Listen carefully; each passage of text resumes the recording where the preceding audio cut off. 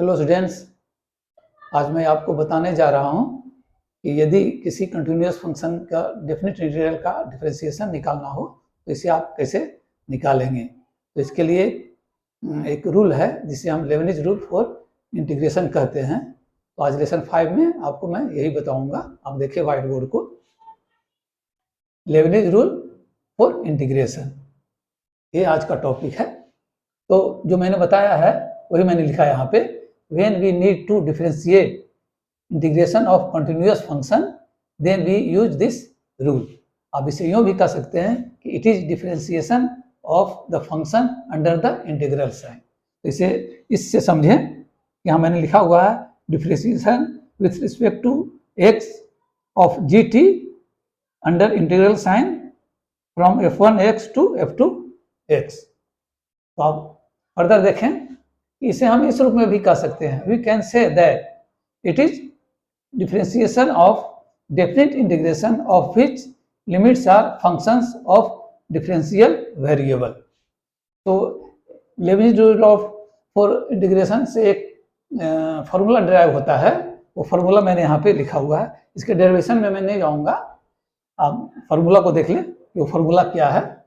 तो आप देखें, if gt is continuous function on closed interval a and b and f1x and f2x are differentiable function whose values lies on closed interval a b, then formula होता है definite integration with respect to x of gt under definite integral sign from f1x to f2x, and this will be equal to g of f2x into differentiation of f2x minus g of f1x into differentiation of f1x with respect to x। तो ये formula है जो कि Lebanese rule से drive होता है।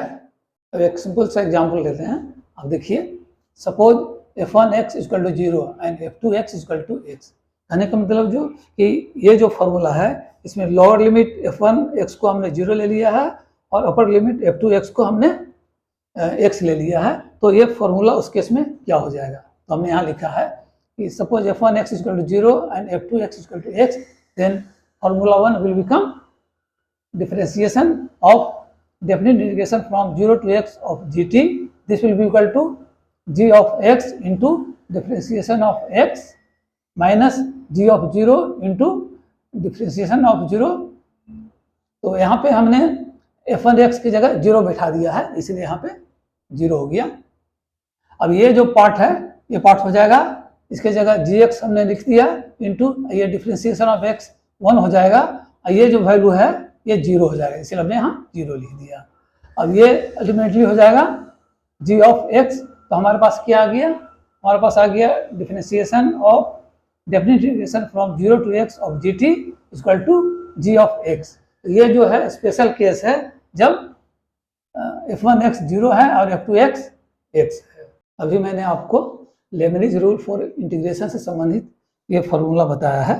इस formula में g जो है वो सिंगल वेरिएबल का फंक्शन है, लेकिन यदि g डबल वेरिएबल का फंक्शन होगा तो उस केस में फार्मूला क्या हो जाएगा, तो मैंने इसे यहाँ पे बताया हुआ है। तो आप देखें, if g is function of two variables say x and t, that is g of x and t। तो यहाँ g जो है वो डबल वेरिएबल का फंक्शन है। तो उसके इसमें फॉर्मूला हो जाएगा differentiation of definite integration from f1x to f2x of g of x and t।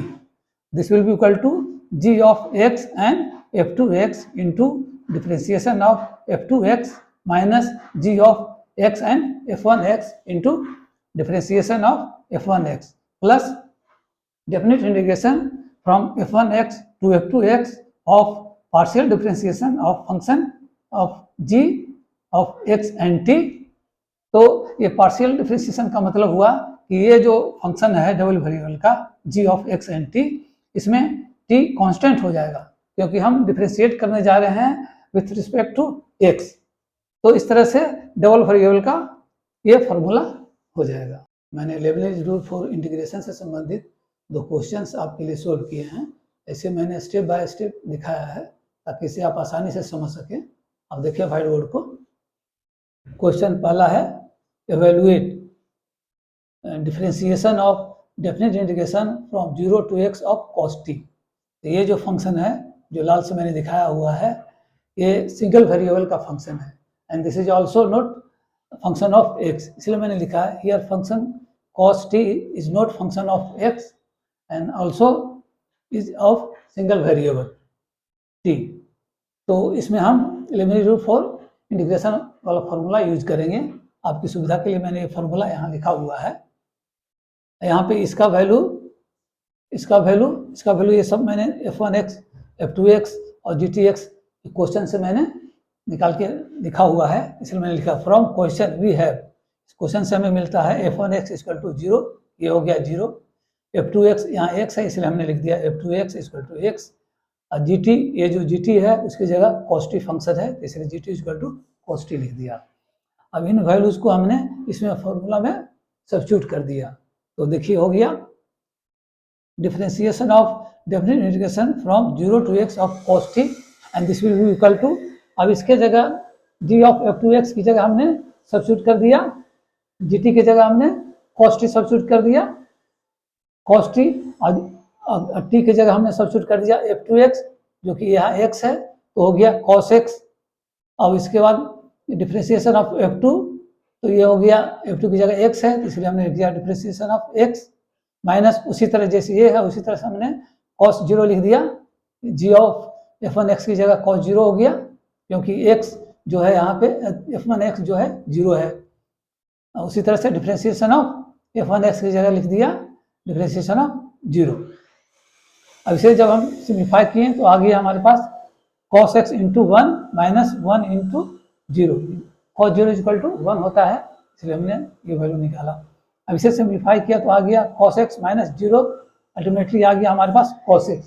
इस प्रकार differentiation of definite integration from 0 to x of cos t equal to result आ गया cos x। इस प्रकार इसका वैल्यू हमारे पास आ गया cos x, तो ये इसका आंसर हो गया। अब सेकंड क्वेश्चन को देखें। सेकंड क्वेश्चन है evaluate differentiation of definite integration from 1 by x to square root over x of cos t का स्क्वायर।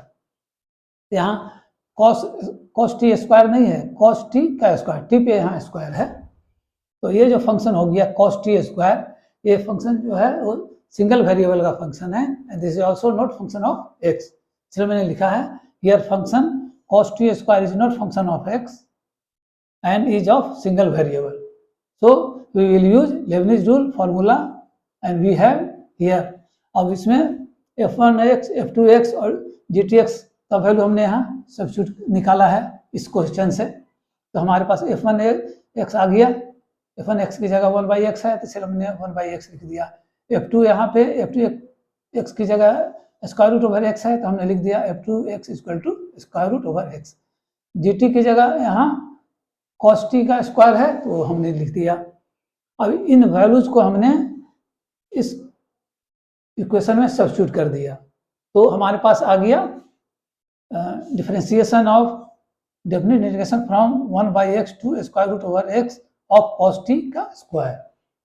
अब ये this is equal to cos of square root over x का square हो गया into differentiation of square root over x हो गया minus cos of 1/x का square हो गया इंटू डिफरेंशिएशन ऑफ 1/x हो गया। अब इसे जब हम सिंप्लीफाई करेंगे तो हमारे पास आ जाएगा ये, तो इसका ये हो जाएगा cos square root over x का स्क्वायर हो जाएगा x हो जाएगा, इसलिए हमने लिख दिया cos x इंटू अब ये differentiation of square root over x का हो जाएगा value 1/2 into one by square root over x। उसी तरह से ये हो जाएगा minus cos of 1/x square into अब डिफरेंशिएशन ऑफ 1/x का वैल्यू ये हो जाएगा जो कि है -1 इंटू x पे पावर -2। अब इसे जब हम सिंप्लीफाई करेंगे तो हमारे पास आ जाएगा ये cos x हो जाएगा डिवाइडेड बाई ये इसको मल्टीप्लाई कर देंगे तो हो जाएगा 2 into square root over x। इसी तरह से यहाँ पे आ जाएगा ये माइनस तो प्लस हो जाएगा तो इसलिए हमने प्लस लिख दिया और यहाँ पे हो गया cos ऑफ 1/x का स्क्वायर और इसके बाद ये हो गया बाई x स्क्वायर। तो इस प्रकार हमारे पास आ गया result, differentiation of definite integration from 1/x to square root over x of cos t square equal to cos x by 2 into square root over x plus cos of 1/x का square by x square. तो ये values आ गया, इस question का answer हो गया। उम्मीद करते हैं कि आपने IIT JEE मेन का फॉर्म भर दिया होगा। आप यह भी जानते होंगे कि IIT JEE मेन के लिए एडमिट कार्ड 17 मई को इशू होंगे तथा एग्ज़ाम 26 मई को होंगे।